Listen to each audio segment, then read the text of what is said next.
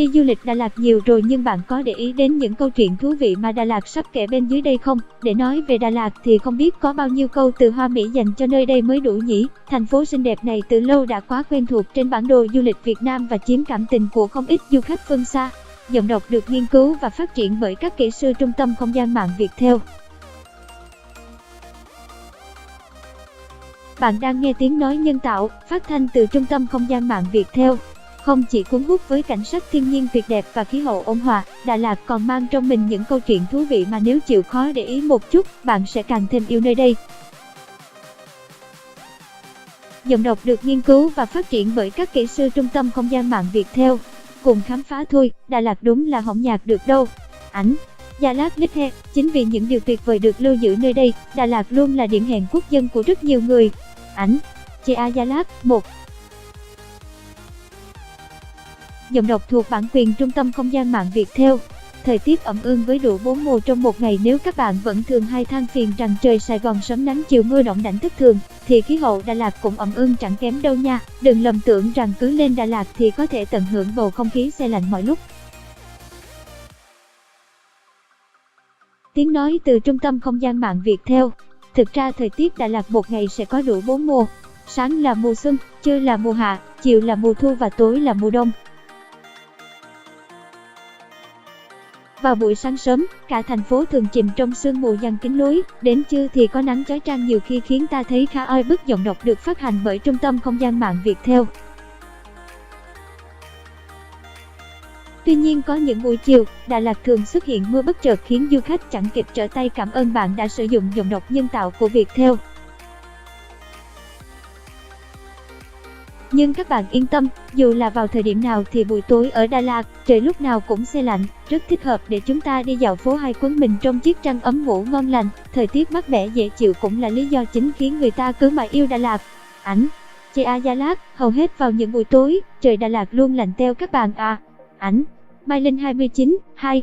Giọng đọc cung cấp bởi Trung tâm Không gian mạng Viettel.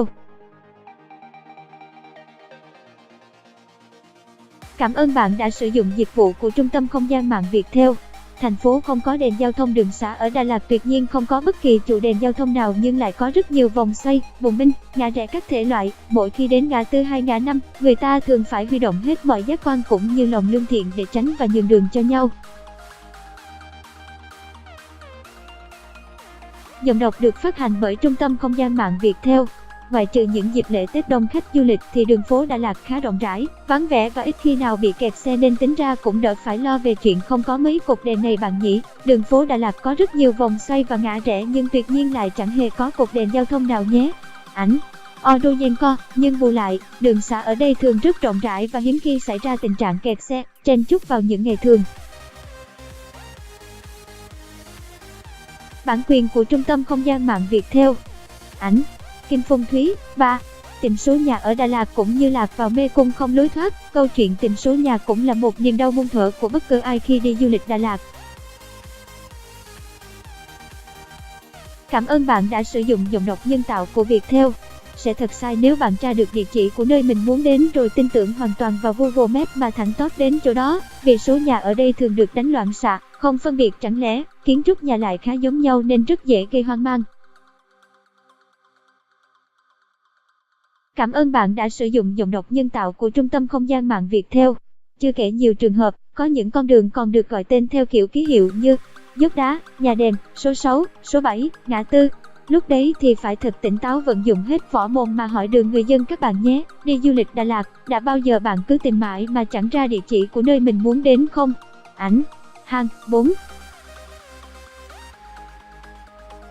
Thành phố có nhiều con dốc nhất Việt Nam. Cái tên thành phố dốc được mến tặng cho Đà Lạt quả không sai tí nào. Giọng đọc cung cấp bởi Trung tâm Không gian mạng Viettel. Với địa thế nằm ở vùng đồi núi cao thế nên đường xá tại Đà Lạt thường xuất hiện nhiều con dốc, có những đoạn lại quanh co ngoằn ngoèo làm khó biết bao tay lái. Bạn đang nghe tiếng nói nhân tạo, phát thanh từ Trung tâm Không gian mạng Viettel.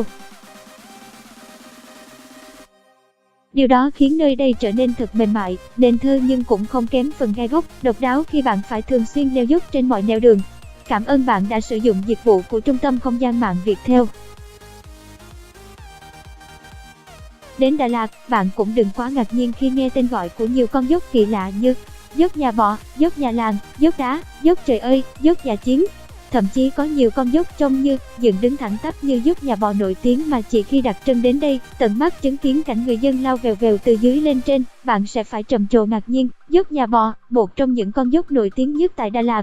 Tiếng nói từ Trung tâm Không gian mạng Viettel.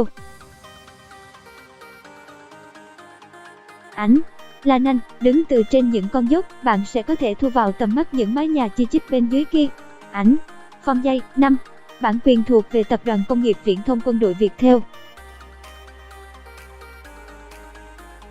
Giọng đọc cung cấp bởi Trung tâm Không gian mạng Viettel. Thủ phủ homestay của cả nước đích thị là Đà Lạt. Ở Đà Lạt hầu như có đầy đủ tất cả mọi thể loại nghỉ dưỡng, lưu trú như khách sạn, nhà nghỉ, resort cao cấp. Và đặc biệt nhất vẫn là loại hình homestay quen thuộc từ lâu đã giúp nơi đây được mệnh danh là thủ phủ homestay ở Việt Nam. Giọng đọc được nghiên cứu và phát triển bởi các kỹ sư Trung tâm Không gian mạng Viettel. Được biết, hiện tại số lượng phòng nghỉ tại Đà Lạt đạt gần 15.000, tuy nhiên con số này dường như vẫn không đủ đáp ứng nhu cầu của du khách vào mỗi mùa du lịch cao điểm. Cái này thì chắc nhiều bạn sẽ để ý nè, thường khi nhắc tới homestay, khách sạn, nhà nghỉ, một trong những điều chúng ta luôn quan tâm đầu tiên chính là cái máy lạnh. Thế nhưng nếu nhớ rằng mình đang ở Đà Lạt với sự mát mẻ hầu như xuyên suốt từ sáng tới chiều, ban đêm có khi trời còn lạnh buốt thì cần gì phải lăn tăn đến cái máy lạnh nữa đâu. Nói về số lượng homestay thì chắc chắn không nơi nào nhiều bằng Đà Lạt. Ảnh Mai Linh 29, nhiều người còn nói vui, ở Đà Lạt cứ bước đi vài bước sẽ thấy một căn homestay. Ảnh Gia Lát Lít He, 6 dịch vụ tổng hợp tiếng nói cung cấp bởi Trung tâm Không gian mạng Viettel. Bạn đang nghe tiếng nói nhân tạo của Trung tâm Không gian mạng Viettel. Người Đà Lạt và 1001 câu chuyện thú vị. Dĩ nhiên do sống ở Đà Lạt lâu năm nên người dân nơi đây cũng chẳng mặn mà lắm với các thể loại như khu du lịch, homestay, quán cà phê các kiểu. Dịch vụ tổng hợp tiếng nói được cung cấp bởi Trung tâm Không gian mạng Viettel. Đi du lịch Đà Lạt mà dừng lại hỏi đường, hỏi chỗ ăn uống hay mua sắm thì may ra được, chứ đi hỏi địa chỉ mấy homestay, quán cà phê, khu du lịch, vui chơi thì đa số chỉ nhận lại được những cái ố ớ lặng im thôi mấy bạn à. Về cách ăn mặc, hầu như người dân Đà Lạt luôn khá kín đáo. Đến Đà Lạt mà ăn diện kiểu trên đông dưới hè, trần mang dép Lào hay quần áo hở hang quá thì biết chắc chắn không phải dân gốc ở đây rồi. Người Đà Lạt tuy quen sống cùng cái lạnh nhưng mỗi khi ra đường vẫn thường trùm áo khoác kín kẽ. Bản quyền của Trung tâm Không gian mạng Viettel. Bản quyền thuộc về Trung tâm Không gian mạng Viettel. Dù trời có nắng đến mấy nhưng vẫn phải khoác cái áo mới chịu được, riết rồi trở thành thói quen khó bỏ. Đến đây, cứ nhìn thấy ai ăn mặc kín đáo như thế này thì chắc chắn là người Đà Lạt chính gốc đấy. Ảnh Minh 1296, còn những ai có phong cách như vậy thì chỉ có thể là du khách thôi. Ảnh Hai về cách ăn nói, ngoài việc hay đệm từ dạ vào trước mỗi câu nói của mình thì người Đà Lạt cũng hay đệm từ tè vào sau những tính từ như lạnh tè, vui tè, hay tè. Ngoài ra người Đà Lạt còn thường thêm từ hơ ở cuối câu như ừ hơ, đúng hơ, dễ hơ. Khi kể chuyện thì hay dùng cụm xong cái, xong rồi cái. Nghe thú vị phết các bạn nhỉ. Về lối sống, có một điều khá thú vị là người Đà Lạt thường không thích đi siêu thị. Giọng đọc thuộc bản quyền Trung tâm Không gian mạng Viettel. Bản quyền của Trung tâm Không gian mạng Viettel.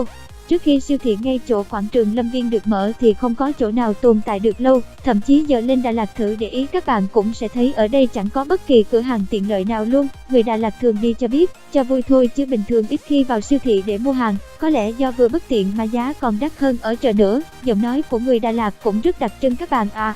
Ảnh Ferini, người Đà Lạt thích đi chợ hơn mà không mấy mặn mà với siêu thị. Ảnh December. Tiếng nói từ Trung tâm Không gian mạng Viettel. SG7. Những món ăn hổng giống ai. Ở Đà Lạt, người ta thường gọi rau câu là đông xương, bánh phở lan thì gọi là kem phở lan, gỏi khô bò thì gọi là sắp sắp, chả giò thì gọi là chả ram bắp. Ngoài ra còn có cực nhiều món ăn ngon chỉ cột mác nơi đây như ốc bươu nhồi thịt, bánh ướt lòng gà, bánh căn, sữa đậu nành bò. Nên phải học thuộc những tên gọi này mỗi khi đến Đà Lạt để ăn cho chuẩn bài nhé. Người Đà Lạt gọi món ăn này là sắp sắp đó mấy bạn. Ảnh Huyền Nhu 8. Giọng đọc được nghiên cứu và phát triển bởi các kỹ sư Trung tâm Không gian mạng Viettel. tên gọi các địa điểm du lịch nổi tiếng thường bị lầm tưởng kể đâu xa. Có hai trường hợp thường bị du khách lầm tưởng nhất đây nè. Đầu tiên, tên thật của nhà thờ con gà huyền thoại là nhà thờ chính tọa. Người ta quen gọi là nhà thờ con gà đơn giản vì trên đỉnh tháp trung của nhà thờ có hình một con gà. Ngoài ra, Hồ Xuân Hương là một cái hồ tên Xuân Hương, chứ không phải là hồ được đặt theo tên của nữ thi sĩ Hồ Xuân Hương nổi tiếng đâu nha. Sở dĩ hồ mang tên Xuân Hương là vì vào mùa xuân, mùi thơm của hoa lá cỏ cây phảng phất quanh hồ rất cuốn hút. Dịch vụ tổng hợp tiếng nói được cung cấp bởi Trung tâm Không gian mạng Viettel. Giọng đọc được phát hành bởi Trung tâm Không gian mạng Viettel.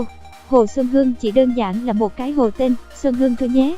Ảnh Chea Gia Lát, đây cũng là một địa điểm không thể bỏ qua nếu lần đầu đến Đà Lạt. Ảnh DI. Tiếng nói từ Trung tâm Không gian mạng, Tập đoàn Công nghiệp Viễn thông Quân đội Việt.